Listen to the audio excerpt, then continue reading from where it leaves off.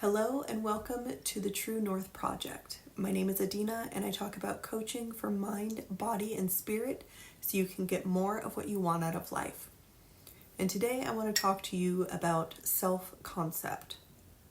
If you're not familiar with the term, your self-concept is the idea of the self that you constructed from the beliefs you hold about yourself, as well as the responses other people have towards you.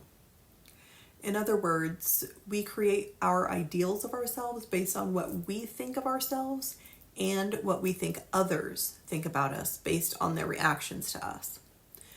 So take a moment to think about your self-concept right now and consider who you are or who you believe you are. This goes beyond your name and really asks you what you value and how you're showing up in the world. Does your current self-concept reflect your highest self? If the two aren't in alignment, how are they different? What people, places, or things outside of yourself influence how you show up? Are these influences for your highest good, or are they detrimental to you and how you perceive yourself?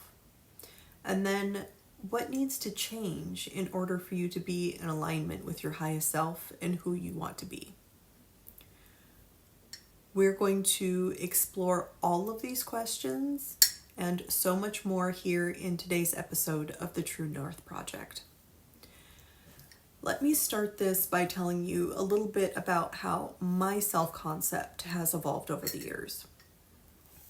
If you want to know more about what I do, you can check out my introduction video, which I will link in the description below. So my self-concept used to be very different from what it is now.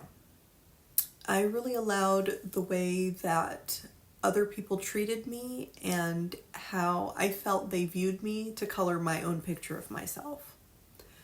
I let this concept of myself determine what I could and couldn't do and how I showed up in the world.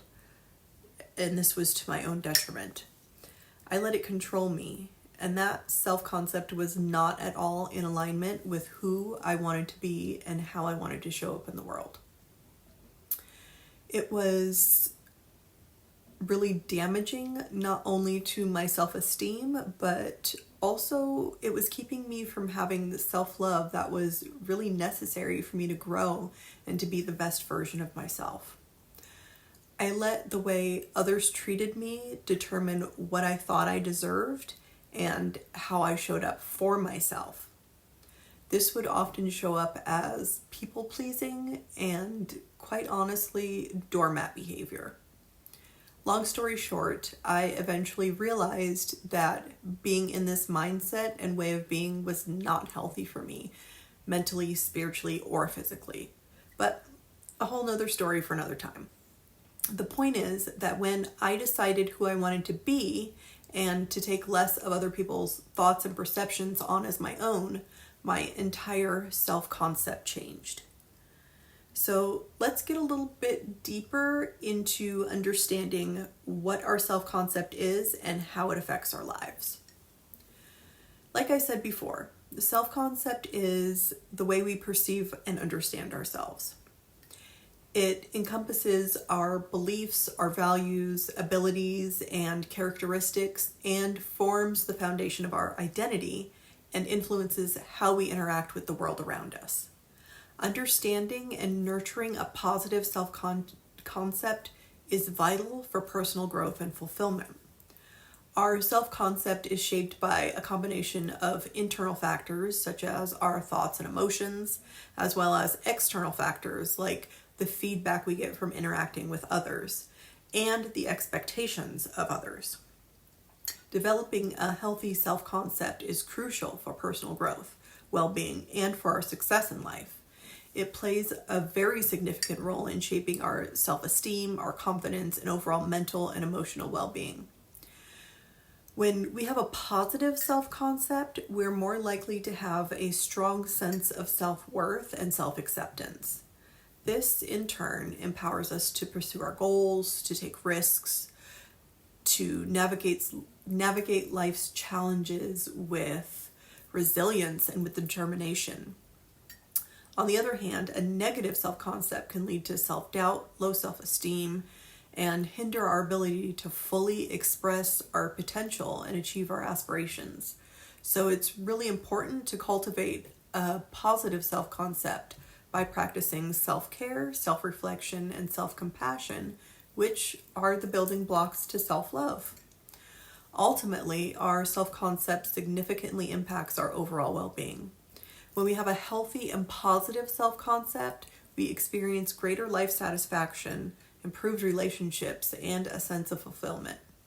By cultivating a positive self-concept through self-reflection, self-care, and self-compassion, we can enhance our emotional well-being, improve our behaviors, and lead a more satisfying and fulfilling life.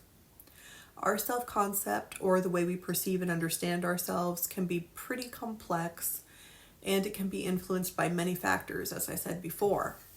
One of the most significant influences is our upbringing, which shapes our values, our beliefs, and expectations about ourselves. Our early experiences with our family, caregivers, and immediate environment provide a framework for how we view ourselves in the world. How we're raised is greatly influenced by the culture we're part of. So, of course, cultural influences also play a significant role in shaping our self-concept. Our cultural background, traditions, and societal norms shape our beliefs. They shape our values and our behaviors, influencing our sense of identity and self-perception. Society's expectations, whether explicit or implicit, can create pressure to conform to certain standards, leading to potential conflict between our authentic selves and social ideals. Past experiences, especially significant ones, leave imprints on our self-concept. Positive experiences, achievements, and supportive relationships can enhance our self-esteem and reinforce a positive self-image. But negative experiences like failures, rejections, or trauma can create self-doubt, insecurities, and a distorted perception of yourself. Understanding the influences on your self-concept allows you to become more self-aware and intentional in shaping your self-perception.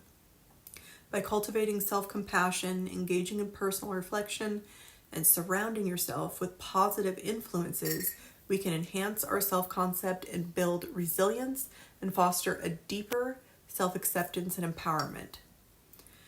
This is really a journey to creating a healthy self-concept as part of an ongoing process of self-discovery and self-care. And we will get a little bit more into those a little bit later on. Do you remember those questions I asked at the beginning of this video? We're going to dive deeper into those to get some clarity on your current self-concept and see how aligned you are with where you actually want to be. So here are some questions I want you to answer for yourself. What are your core values and beliefs that shape your self-concept? Now, these can be things that you believe most about yourself and the world around you that have a strong influence on your behaviors. How has your upbringing influenced your self-perception and sense of identity? What cultural influences have played a role in shaping your self-concept? What societal expectations, if any, do you feel pressure to conform to? This can be things like marriage, having kids, what you do to earn a living, things of that nature. And then how do you see this impacting your self-concept? What are some of the positive experiences and achievements that contribute to your self-esteem and self-image? This could be anything you've experienced in life, anything you've achieved in life. Doesn't matter how long ago it was. Reflecting on negative experiences or failures, how have they influenced your self-concept? How can you reframe them in a more empowering way? And how would you describe your ideal self-concept, and what qualities and characteristics do you want to embody? What steps can you take to align your actions and behaviors with your desired self-concept? Are there any self-limiting beliefs or negative self-talk that hinder your ideal self-concept? If so, how can you challenge and overcome them? How can practicing self-compassion and self-care contribute to nurturing a positive self-concept? Who are the positive influences or role models in your life that inspire and shape your self-concept? What activities or hobbies make you feel truly aligned with your authentic self and enhance your self-concept? How can gratitude and celebrating your accomplishments help strengthen your self-concept? In what ways can you surround yourself with a supportive community or seek professional guidance to develop a clearer vision of your self-concept? What steps can you take today to start cultivating positive and empowering self-concept? I know, that's a lot of questions, but there's no need to go back and rewind and go over each one. You can actually download all of these questions in a PDF that I created to go along with this video. I will link that in the description below. So definitely go and download that.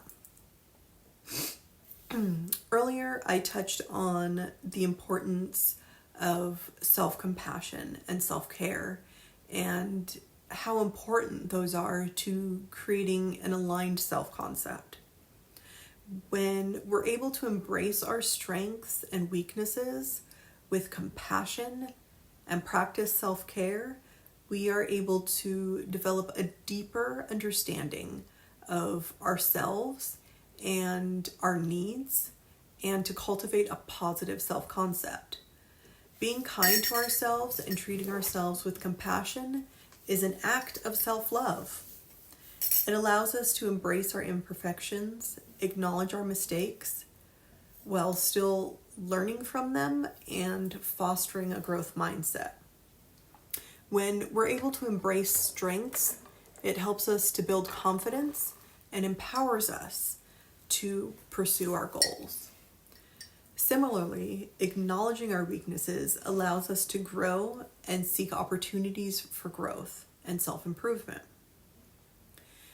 Taking care of our physical, mental, and emotional well-being is vital for maintaining a healthy self-concept.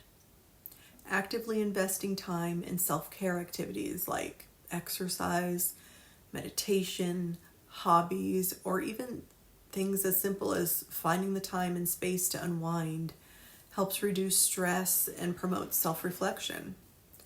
Remember, cultivating a positive self-concept is a journey. It requires consistent self-reflection, self-compassion, and self-care. So far, we've learned that our self-concept heavily influences our confidence, motivation, and mindset. This determines our behaviors and how we show up in the world, not only in daily life, but also when it comes to pursuing and achieving our goals. If we have a positive self-concept where we believe in our capabilities, strengths, and potential, we're more likely to set ambitious goals and consistently move towards those goals, even in the face of challenges.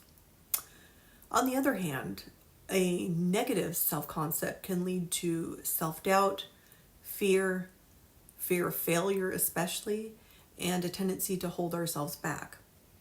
It's important to build a positive self-concept by acknowledging our achievements, embracing our strengths, and learning from our failures.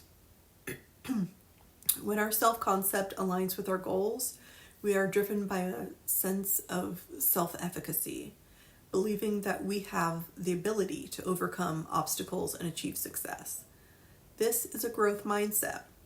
By developing a growth mindset, setting realistic yet challenging goals, and continuously nurturing ourselves and our self-concept, we create a solid foundation for goal achievement and consistently push ourselves towards bigger and better things. Remember, your self-concept is not fixed. It can evolve and improve over time as you gain new experiences and learn more about yourself, because you get to choose who you are and how you show up in the world. Now, let's talk about some strategies and practices that you can use to cultivate a positive self-concept. Number 1, self-reflection. Take time to consider your current values and ways of being, and what ways of being are in alignment with who you want to become and the life you want to lead. Self-reflection should also include reflecting on your accomplishments and your achievements. And remember, celebrate them, no matter how big or how small. Recognizing your strengths and your successes helps to build confidence. Number 2, surround yourself with positive influences. Surrounding yourself with supportive and uplifting people who believe in you and your abilities. Their positive energy can help boost your self-esteem because you will begin to see yourself through their eyes. Number 3, practice self-care. Prioritize self-care activities that nourish your mind, body, and soul. Engage in activities that make you feel good and give you permission to rest and to recharge. Decide what rest looks like for you, and make it a priority. Period. Number 4, challenge negative thoughts. What does your negative self-talk look like? How are you bashing yourself? Notice negative self-talk and replace it with positive affirmations. Encourage yourself and focus on your strengths rather than dwelling on your weaknesses, while learning how to overcome those weaknesses. Number 5, set goals. Set goals that align with your values and aspirations. Whatever that goal is, decide that you wanted, figure out the steps to get there, and then take action. Accomplishing those goals can enhance your sense of self-worth and your confidence. Number 6, celebrate your uniqueness. Much like celebrating your accomplishments and achievements, celebrating your uniqueness and yourself enforces self-confidence. Embrace and celebrate your individuality. Recognize that your unique qualities and experiences make you who you are, and that is something to be proud of. As I wrap up this episode, here are some key takeaways that I want you to keep in mind. Letting other people's thoughts and behaviors regarding who they think you are will only hold you back from achieving your wildest dreams. Your thoughts control your behavior. If they are negative, it's time to challenge those thoughts so that you can step into alignment with your future self.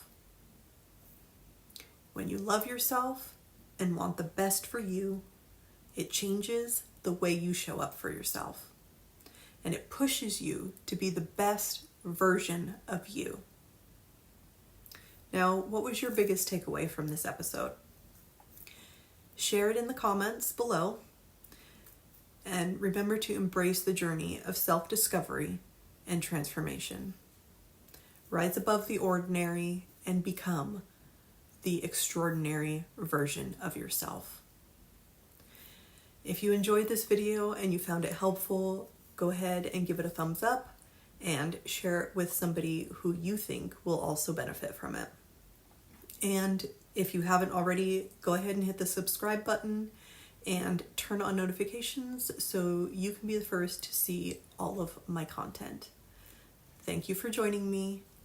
See you in the next video.